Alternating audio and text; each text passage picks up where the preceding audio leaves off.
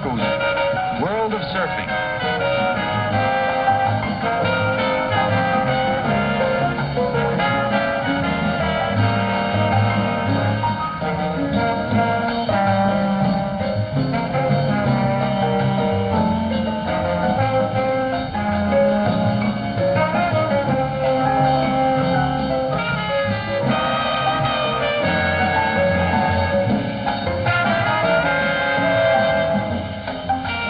Sliding, a moonlit beach dance,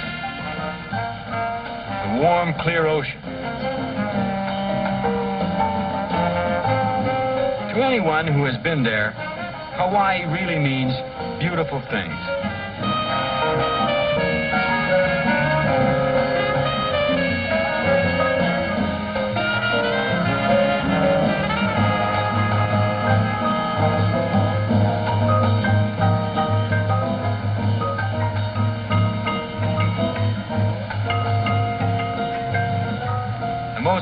Hawaiian of them all, Duke Kahanamoku,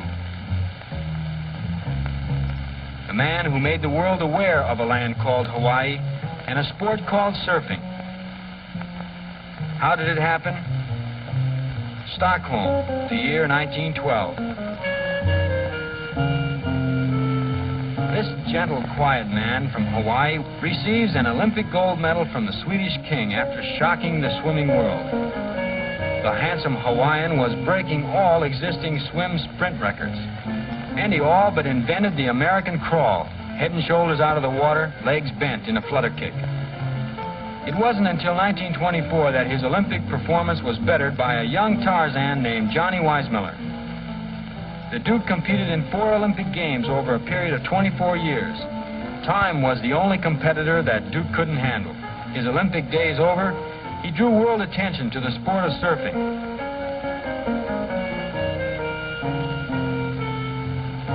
(1933) with Babe Ruth, who set a few records himself.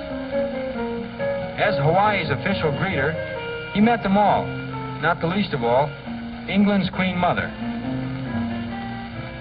He was born in 1891 when Hawaii was a monarchy. He died January 22nd, 1968. Probably the most beloved, certainly the most famous citizen of the 50th state. The outrigger canoes of his youth largely gave way to the surfers in today's Waikiki. Physical symbols of change Duke saw in his lifetime, changes for which he was somewhat responsible. His triumphs turned eyes towards Hawaii. And when he died, the sleepy backwash of his youth was a Pacific paradise where tourism is the second leading industry. He was among those Hawaiians who complained mildly over change.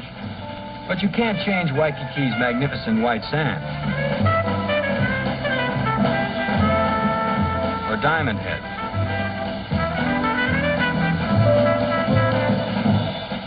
There is no way that you can diminish the Hawaiian sunset. Yes, one can safely say that the world is getting the message about Duke's Hawaii. Today, it's the setting for the beautiful people, doing the frug along moonstruck waters. It's not Miami Beach. Don't forget you're in Polynesia. Most of these youngsters traveled farther to dance here than Hawaii's original settlers who paddled outrigger canoes 2,000 miles from Tahiti 12 centuries ago. Now, the beautiful people can get there in 5 hours. It all seems so easy.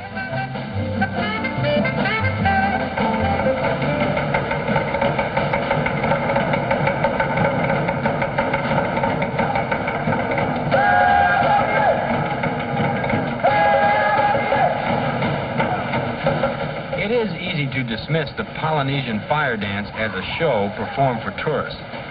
But the Polynesians go back quite a way, and memory is long.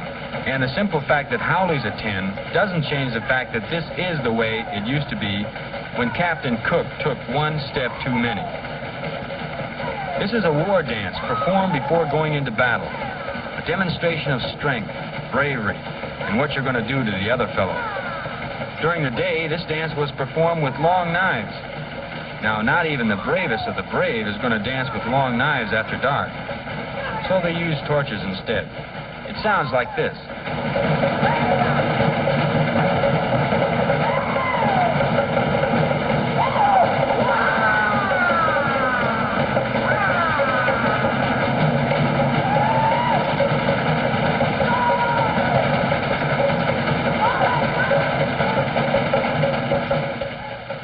We'll return to Duke Kahanamoku's world in a moment.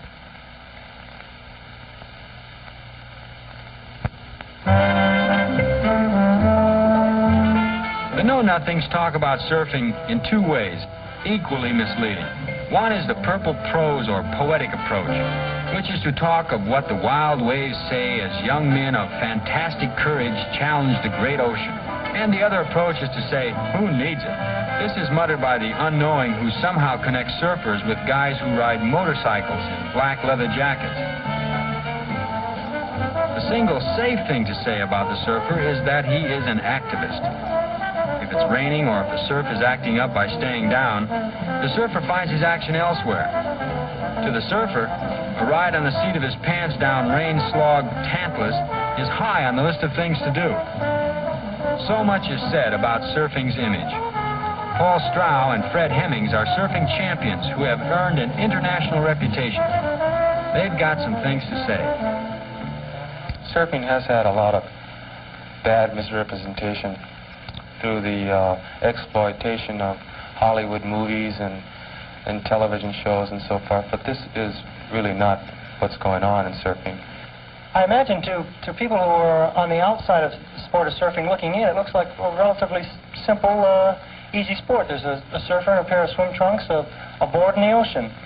But this sport is very deceiving. It's a completely different sport from any other sport for the mere fact that it's a sport of variables.